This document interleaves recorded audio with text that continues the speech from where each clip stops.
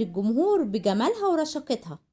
النجمة ياسمين عبد العزيز كل يوم بتصغر وتحلو عن اليوم اللي قبله. ظهرت النجمة ياسمين عبد العزيز ببدلة كاجوال وتسريحة شعر مميزة جدا وملفتة، صغرتها 20 سنة، والجمهور انتي هتجننينا بجمالك وحلاوتك.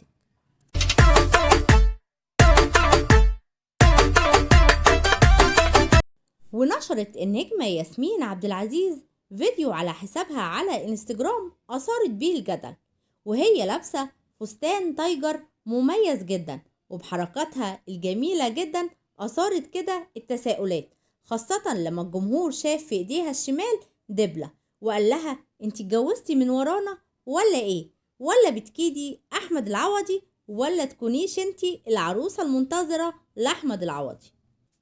ومن بعد الفيديو ده رجعت ياسمين عبد العزيز وأحمد العوضي يتصدروا الترند بخبر رجوعهم لبعض. تفتكروا بقى ممكن ده يحصل تاني وياسمين ترجع لأحمد العوضي ولا دي مجرد إشاعات؟ وكما مولاتي تشاء. وتواصل النجمة الجميلة ياسمين عبد العزيز تألقها بعد مسلسلها الجميل وتقابل حبيب مع النجم كريم فهمي، واللي نجح نجاح كبير جدا خلال الموسم الرمضاني. لكن دلوقتي متصدرة الترند بإعلانها الجديد لإحدى شركات الاتصالات، واللي ظهرت فيه بمظهر جميل جدا وتألقت برشاقتها وجمالها وخفة دمها وحركاتها طبعا المميزة مع النجمة الجميلة بدرية طلبة.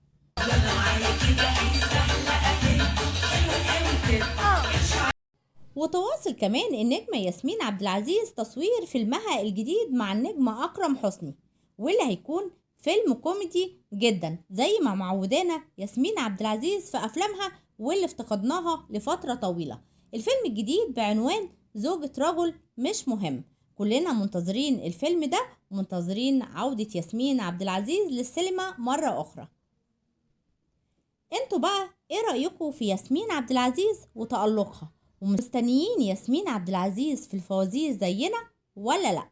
مستنية كده تعليقاتكم ومستنية كده تحطوا لايك جميل للفيديو لو عجبكم. السهل الممتنع الحلو الحلو الكذاب والدلع اللي بيتشب العين ويتقاس ويتسمع.